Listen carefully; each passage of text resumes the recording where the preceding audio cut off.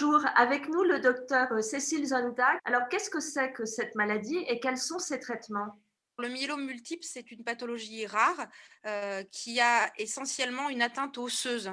Donc, c'est un cancer des os qui fait partie des maladies hématologiques, des maladies du sang. Les thérapeutiques ont beaucoup évolué ces dernières années avec l'arrivée, de nouveaux traitements, d'immunothérapie, mais aussi de chimiothérapie orale. Donc c'est un traitement, complexe qui associe à la fois des perfusions et des venues en hôpital de jour et des traitements que les patients ont à prendre à domicile tous les jours, 3 semaines sur 4 le plus souvent. Donc il y a des médicaments à prendre qui sont de la chimiothérapie orale et il y a aussi des comprimés de d'autres médicaments qui accompagnent ces traitements, qui sont des médicaments, par exemple, pour prévenir le risque de thrombose, prévenir le risque infectieux également. Donc c'est des thérapeutiques, complexes, orales et c'est vrai que ça fait souvent, une accumulation de médicaments à prendre à domicile pour les patients. Bon, mais alors comment faites-vous pour suivre tous vos patients? Quand il y a des soucis urgents, les patients arrivent à nous joindre directement à l'hôpital, soit par mail, soit en appelant directement, le service. Mais c'est vrai que c'est parfois compliqué parce que, il faut, arriver à gérer ce qui se passe à la maison et puis, préparer, les venues de nos patients à l'hôpital. Donc, c'est vrai que l'utilisation de plateformes qui nous permettent d'avoir un visuel de ce qui se passe à domicile est un outil qui est vraiment, utile. Ça permet aussi d'avoir un rendu de ce que les infirmières voient à domicile. Donc quand nos patients prennent des traitements et notamment lorsqu'ils débutent le traitement, ça fait une somme d'informations qui est parfois difficile à gérer. Il faut gérer la prise médicamenteuse, les effets secondaires et les angoisses que ça entraîne. Donc on essaye de mettre un suivi à domicile par une infirmière qui vient vérifier à la fois, la bonne observance, mais surtout l'absence d'effets secondaires et les plateformes telles que Continuum nous permettent d'avoir un visuel et d'avoir un retour, d'éventuels effets secondaires, à considérer pour adapter nos traitements. Utilisez-vous plusieurs plateformes? Oui, actuellement j'utilise Acodom et Acopro. Quand, je démarre un traitement et que je veux accompagner un patient à domicile, les patients vont être inclus dans Acodom. Ça permet, à ce qu'une infirmière vienne à domicile, que l'infirmière est f une infirmière qui est formée et qui a déjà des renseignements, qu'elle va pouvoir rentrer dans la plateforme. Donc ça, c'est pour Acodom. Lorsque les patients sont plus à l'aise avec l'informatique et n'ont pas besoin d'une infirmière qui vient à domicile, AcoPro permet au patient lui-même de rentrer les données directement dans la plateforme. Quel est l'avantage de ces plateformes pour le médecin? Pour un médecin, ces plateformes, elles permettent de déléguer une partie de la prise en charge en ayant à la fois un visuel sur le suivi qui est réalisé à domicile et puis aussi déléguer une partie de la surveillance, par exemple, aux pharmaciens. Parce que les pharmaciens, ils sont directement impliqués par la plateforme et ça, c'était pour moi une première. Que le pharmacien de l'hôpital puisse répondre à des questions posées pour l'infirmière, puisse avoir un visuel sur les thérapeutiques et puisse informer aussi le médecin traitant et le pharmacien de ville. Ça permet enfin de faire un fameux lien hôpital-ville entre les patients qui sont traités au CHU ou dans les centres anticancéreux et ce qui se passe en ville. Quel rôle pour l'infirmière de coordination? L'infirmière de coordination, elle va être prévenue en première ligne s'il y a un effet secondaire. C'est elle qui, voilà, va répondre, à l'appel des infirmières à domicile et qui va joindre le médecin, lorsqu'elle est alertée, en fait, et qu'il y a un geste médical ou un acte de prescription à faire. Donc l'infirmière, elle est directement enrôlée dans ce circuit et elle a des informations qui sont déjà chiffrées, visuelles, puisqu'elles sont rentrées dans la plateforme. Donc c'est pas juste, il y a un problème, mais c'est un problème qui est déjà évalué et sur lequel on peut communiquer sans qu'il y ait de passage oral qui déforme une information. Donc je pense que c'est vraiment, un rôle, essentiel de ces plateformes qui nous permet d'avoir, voilà, de communiquer et de travailler tous ensemble, ce qui est parfois pas facile avec des thérapeutiques complexes, peu connues, par l'infirmière à domicile, peu connues par le pharmacien de ville. Si tout le monde arrive à communiquer et avoir les informations, c'est un gain clair pour le patient. Est-ce que vous avez beaucoup de patients qui sont connectés à ces plateformes et quel est leur retour? Pour l'instant, le retour, il est très positif avec, ben, les infirmières à domicile qui savent où rentrer les informations, une meilleure surveillance aussi à domicile. Donc, oui, le retour, il est positif tant par les patients que par les infirmières à domicile et l'infirmière de coordination également. C'est une plateforme qui peut véritablement aider l'oncohématologue à prendre en charge, les patients. Alors, il ne faut pas avoir la crainte d'être submergé par les informations, c'est très visuel et donc c'est facile en un coup d'œil de voir, quels sont les effets secondaires. ça permet de faire rentrer d'autres acteurs sans rajouter de travail et puis ça permet aussi d'avoir, une idée du nombre de patients qu'on a avec telle ou telle thérapeutique.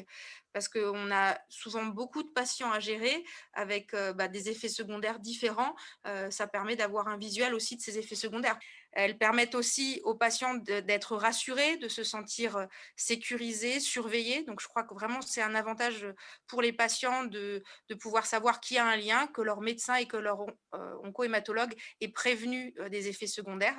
Donc voilà, ça sécurise, ça délègue et ça permet ensuite, quand on revoit le patient, de faire, juste de façon visuelle un check-up rapide des différents, soucis qui sont survenus. Quels conseils donneriez-vous à vos patients pour que les traitements soient le plus efficaces possible? Il faut, rassurer les patients, leur dire que les débuts de traitement, c'est normal qu'ils trouvent ça compliqué et que justement, il faut s'aider des différentes, plateformes et des différents moyens qui peuvent, à la fois les rassurer sur les effets secondaires éventuels et puis, permettre une meilleure communication entre les différents acteurs de santé. Je crois que c'est vraiment ça. Si le patient, est rassuré sur la communication entre médecins, infirmiers, pharmaciens, l'observance va être meilleure. Merci beaucoup, Dr Zondag, de nous avoir accordé cet entretien. Merci à vous.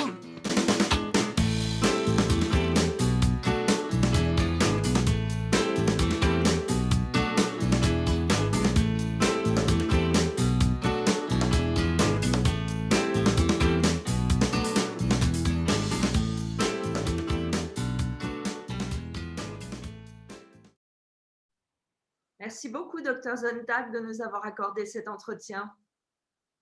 Merci à vous et bonne journée. Bon, c'est bien. Ça, c'est ce qu'on appelle un bon client. J'étais ravie de vous voir en vrai. Ouais, ouais, c'est bien. Premier interview. Bien, bon, parce que quand on parle, on a l'impression de ne pas être clair, c'est horrible. C'est quand même différent quand j'ai une petite on est question. en dialogue. Voilà. Ouais, c'est très différent. Alors, j'ai une petite question pour vous parce que sur Acteurs de santé, on la pose très souvent à toutes les personnes qu'on interviewe. Ça concerne la première interview. Donc, ça peut être une interview qui vous est déjà arrivée il y a longtemps ou pas. On appelle ça ma première interview. Quelque chose qui vous a marqué, frappé, qui vous a interloqué, qui vous a amusé, qui vous a… Je vous pose la question et vous reprenez la question dans la réponse et vous me regardez droit dans les yeux. Quel est le souvenir de votre première interview? Attendez, moi j'ai mal compris la question. En fait, c'est-à-dire par rapport à cette interview ou non, par rapport à d'autres interviews? Ça peut être une autre qui vous a vraiment marqué, quoi. Un plateau de télé décalé, vous êtes passé dans une émission, il y avait des gags, enfin j'en sais rien. je suis pas célèbre à ce point, mais à l'esprit ou pas. Est-ce que vous disiez qu'on a l'impression que, enfin, ce qui vous passe par la tête sur, vous pouvez le raccorder? Moi, je pense que le premier interview qui m'a particulièrement marqué, c'était j'avais des projecteurs en plein dans le visage et donc je ne voyais rien en fait. J'avais l'impression d'être complètement éblouie et de pas savoir si j'avais les yeux ouverts ou fermés pendant tout l'interview. C'est surtout ça. Et j'ai vu après que j'avais souvent les yeux fermés parce que j'avais les projecteurs qui m'éblouissaient un petit peu. Ça, je m'en souviens très bien. Est-ce que vous avez réussi à faire passer votre message ce jour-là, malgré les projecteurs? Visiblement oui, parce que c'est surtout moi que ça a choqué. Les patients ou les collègues qui m'ont vu m'ont dit bah non, tu fermes pas les yeux. Moi, pourtant, j'avais l'impression d'être éblouie tout le temps. Donc ça, je me rappelle que finalement, on y arrive quand même, mais c'est sûr que le côté interview rajoute une forme de stress et du coup peut paraître moins spontané que quand il n'y a pas le côté filmé.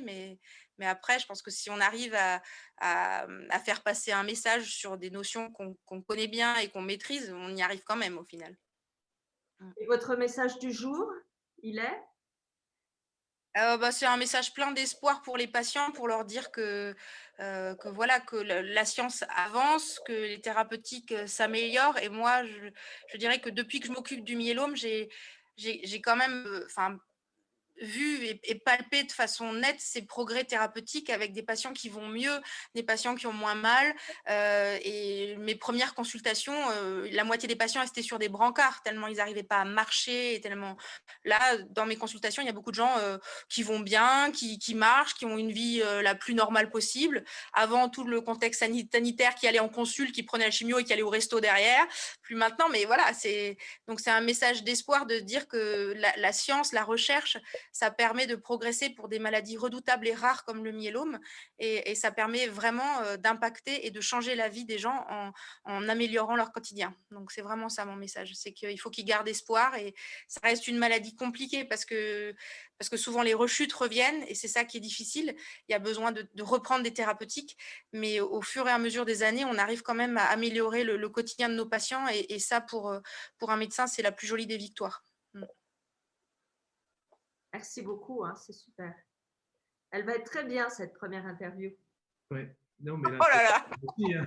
Oh là là. Bon, ben, en tout cas, merci infiniment. Ce qu'on fait, on va faire le montage. Je vous le donne avant qu'il soit diffusé. Je vous enverrai une session de droit. Si vous avez une photo de vous que vous aimez bien, si vous pouvez me l'envoyer par mail, parce que sur écran, c'est toujours un peu... à chaque fois, c'est oui, mais je t'aime pas.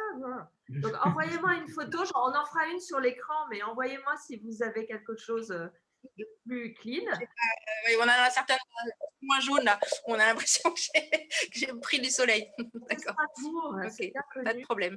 Ben voilà, et je vais écrire le texte à côté de l'interview. Et pareil, alors l'interview, la vidéo, c'est difficile de bouger, mais dans le texte, vous pouvez rajouter des précisions si besoin.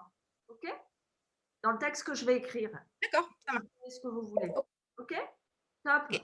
Bon, bah, merci beaucoup. Micheline a de la chance, vraiment. Et je vous raconterai, je vous mettrai un petit... mais c'est super.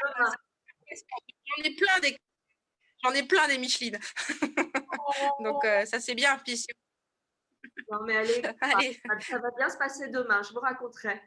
Bon, en tout cas, merci beaucoup pour le temps accordé. Merci, bon après-midi. Merci beaucoup. Merci, au revoir.